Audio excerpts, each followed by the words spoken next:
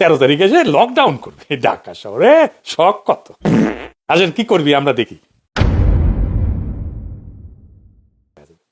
এই যে এইভাবে ধরবেন, দেখান ধরিচ্ছে না কুত্তা, কুত্তা লিখে এইভাবে ধরবে। কিছু জায়গায় বোমা মারছে, আগুন লাগাইছে, যেগুলোকে ধরা হয়েছে না ছিঁড়ে দিছে জনগণ। এখন এটা রিকোয়েস্ট থাকলে ট্যাঙ্কে রাখবেন, রিকোয়েস্ট থাকলো দল যার যার লিগ পুন্দানো সবার। এবার আসেন আসল আলাপে আসি। নাইট কইছে এনসিপি ক্ষমতা আসবে 10 বছরের মধ্যে, এটা কি সম্ভব? সম্ভব, খুবই সম্ভব, কিন্তু হবে কিনা সেটা নির্ভর করবে এনসিপি তার রাজনৈতিক অবস্থান পরিচ্ছন্নভাবে বুঝতে পারতেছে কিনা তার উপরে। রাজনৈতিক দলগুলো তৈরি হয় যে রাজনৈতিক ধারা আছে সেটার উপরে ভিত্তি করে। বাংলাদেশে যে প্রধান রাজনৈতিক ধারা আছে, এটাকে যদি নদী বলি, এই নদীগুলো কিন্তু বিশাল, কিন্তু দুঃখজনক হচ্ছে এই নদীগুলো সবগুলোই শুকনা। মানে যে রাজনৈতিক ধারা যে নদীতে বইতে পারতো সেটা তারা বইতে পারতেছে না। মার্কেটিং এর ভাষায় এটা বলে পজিশনিং। কোন রাজনৈতিক দল তার পজিশনিং ঠিক করতে পারে নাই। মানে আপনাকে কিন্তু ধরে নিতে হবে আপনাকে সবাই ভোট দেবে না, কিন্তু আপনাকে জানতে হবে আপনি কার ভোট চান।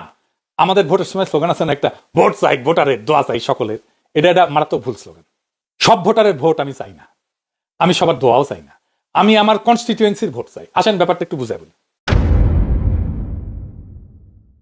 রাজনীতিতে আপনি কার ভোট চান আর কার ভোট চান না সেটা ঠিক করতে হবে। আপনি কার ভোট চান সেটার উপরে ঠিক করবেন আপনার ভাষা, আপনার দাবি, আপনার ন্যারেটিভ, আপনার অর্গানাইজেশন, আপনার কর্মী বাহিনী, আপনার কর্মসূচি। ধরেন আমি আমার ভিডিও দিয়ে উদাহরণটা দিই, মানে কেউ মনে করেন না আমার ভিডিও দিয়ে উদাহরণ দিতে আমার জন্য সুবিধা, আপনাদেরও বুঝতে সুবিধা হবে। আমার ভিডিও বাঙ্গু এলিটেরা দেখুক, এটা আমি চাই না। আমি চাই দেখলে তারা আমরা গ্যাল পারুক। তাই ওরা কি করলে আমার গ্যালাবে সেটা বেশি করে করি, বেশি বার করি। বিএনপির জামাই কোটার বুদ্ধিজীবী আছে না, সে লিখেছে আমার নাকি এলিটদের ভ্যালিডেশন চাই। এই জামাই কোটার বুদ্ধিজীবী আমার বাপের ধন কি সাপে গেছে যে আমি এলিট ভ্যালিডেশন চামু? মানে এলিটদের আছেটা কি, তোকে আছেটা কি? সংখ্যায় কম, তোরা ভীরু, তোরা কাপুরুষ, তোরা চোর ডাকাত, তোরা দুর্বৃত্ত, তোরা করিস লুটপাট দেশের সম্পদ, তোরা কিপটা, পকেট থেকে টাকা বেরোয় না। আমি কোন আক্কেলে ভ্যালিডেশন চামু? আমি চাই ওরা আমার ভিডিও না দেখুক। আমার ব্যক্তিগত একাডেমিক বা পেশাগত জীবনে আমি যেটি যাবার পারছি, যেটি কম বেশি যেটি যাবার পারি, এটা বাংলা এলিটদের মধ্যে আপনি হাতে গোনা কয়টারে পাইবেন আমার ধারে কাছে আসতে পারবে। কিন্তু তাও আমি ওই দলে যাবো না বাংলা এলিটদের। আমি চাই আমার ভিডিও দেখুক গার্মেন্টস শ্রমিক, সিএনজি চালক, রিক্সাওয়ালা, কাজের বুয়া, বস্তিবাসী, সাধারণ সৈনিক, রাজমিস্ত্রি, বাস শ্রমিক। আমি চাই না আমার ভিডিও দেখুক মতিউর রহমান, মাহফুজা নাম, ছায়ানটি। আমি বরং উতলা হবো যদি একজন দরিদ্র মানুষ আমার ভিডিও না দেখে, মাদ্রাসা ছাত্র যদি আমার ভিডিও না দেখে, জামাই কোটার বুদ্ধিজীবী না দেখুক আমার ভিডিও, আমি সেটাই চাই। আবার ধরেন এই যে আসিনুল পোশাক করতে আছে না, এই যে এটা ওই আমার ভিডিও দেখুক। আবার এটা চেনার দরকার নাই, এগুলো কুত্তা প্রচুর আছে। যাই হোক, এখন সব মাদ্রাসা ছাত্র কি আমার দর্শক হোক, দরিদ্র মানুষ আমার দর্শক হোক, সেটা আমি চাই না। আমি সবাই দেখাইতে চাই না। হাসিনারে যারা কমি জননী উপাধি দিছিল তারা আমার কনস্টিটিউয়েন্সি না। এদের মধ্যে যারা ভারতীয় আগ্রাসনবাদ বিরোধী, সিভিল মিলিটারি ব্যুরোক্রেসির বিরোধী, তারা আমার কনস্টিটিউয়েন্সি। তা আসেন বাংলাদেশে আসলে কয়টা দল হইতে পারে? বাংলাদেশের 3টা বড় দল গঠিত হওয়ার সম্ভাবনা আছে। কইতে পারেন বিএনপি জামাত তো 2টা বড় দল, হ্যাঁ ঠিক আছে, কিন্তু কোন দলই আসলে তার রাজনৈতিক পজিশনটা ঠিক করতে পারেনি। এবং রাজনৈতিক পজিশনিং যে ঠিক করতে হবে ধারণা আছে কিনা এটা কে জানে, আল্লাহ জানে। বিএনপি যে ডিজাস্টার করছে, তারা আওয়ামী লীগ হয়ে যেতে চাইতেছে।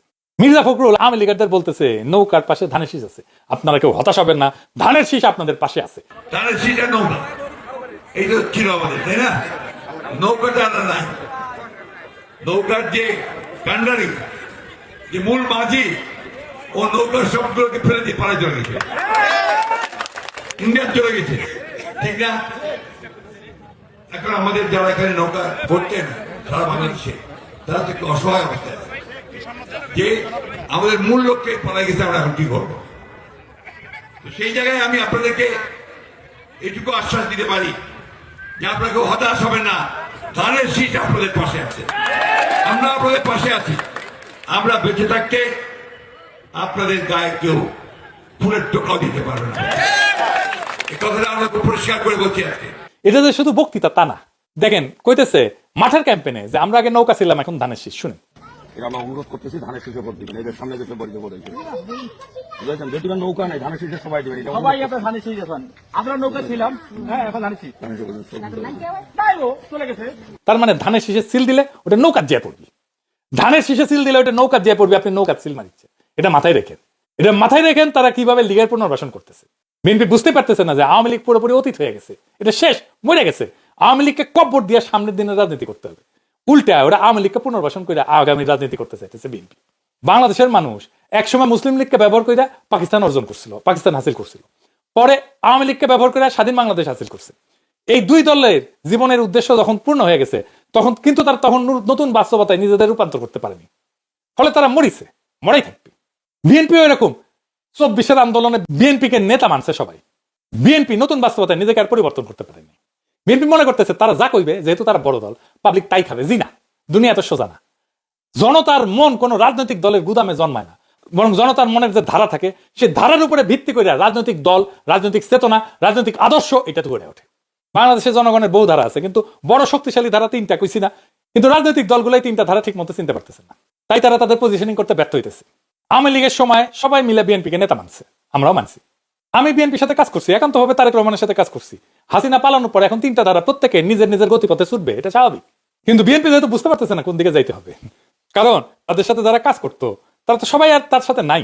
বিএনপির তো বোঝাপড়া ছিল না, সেজন্য ওরা আওয়ামী লীগ পুনর্বাসনে ব্যস্ত হয়ে পড়ছে। মনে করতেছে আওয়ামী লীগের ভোট আমরা নিব, আগের ভোট তো আছেই, আওয়ামী লীগের ভোট নিতে গেলে আগের ভোট থাকবে না। আমার ধারণা বিএনপি ইলেকশনে হাইডা নষ্ট হয়ে যাবে, ভোটে হারলে আর কে বিএনপি করবে? এই জায়গায় জাতীয়তাবাদী আর একটা দল দাঁড়াবে জিয়ার আদর্শ নিয়ে। তাহলে এই তিনটা ধারা কেমনে কিভাবে চিনবেন এবং কোন দল কোন পজিশনে স্থির করবে সেটা নিয়ে একটু আলোচনা করি। প্রথম ধারা ন্যাশনালিস্ট, জাতীয়তাবাদী ধারা। এটা জিয়াউর রহমানের রাজনীতি। তারা বাংলাদেশের জনগোষ্ঠীকে পশ্চিমবঙ্গের বাঙালির চাইতে রাজনৈতিকভাবে ভিন্ন এইভাবে উপস্থাপন করছে। পাহাড়ের সাথে সমতলের বিবাদ মেটানোর একটা সম্ভাবনা তৈরি করছে, করতে পারছে কিনা সেটা অন্য জিনিস, কিন্তু সম্ভাবনা দেখাইছে। বাঙালির রেসিস্ট জাতিবাদী রাজনীতির অবসান দেখছে, ভারতীয় আধিপত্যবাদের বিরুদ্ধে দাঁড়ানোর ক্ষমতা দেখছে। 2 নম্বরে হইতেছে ইসলামী ধারা।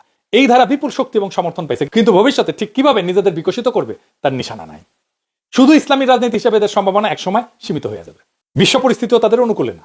তবে তারা যদি রাইট স্ট্র্যাটেজি নিয়ে অ্যালায়েন্স করতে পারে লিবারেলদের সাথে, এমনকি লেফটদের সাথে, তাইলে তাদের সামনে দাঁড়ানোর মতো কোনো শক্তি থাকবে না। কিন্তু তারা এখনো সেই পথে এখনো হাঁটে নাই। 3 নম্বর ধারার আলোচনা শুরু করার আগে এইটা একটা প্রসঙ্গ অবতারণা করা জরুরি। আমি এটা আগেও নানা আনাপে বলছি, এখানে এনসিপি তার রাজনীতি দাঁড় করাতে চেষ্টা করছিল।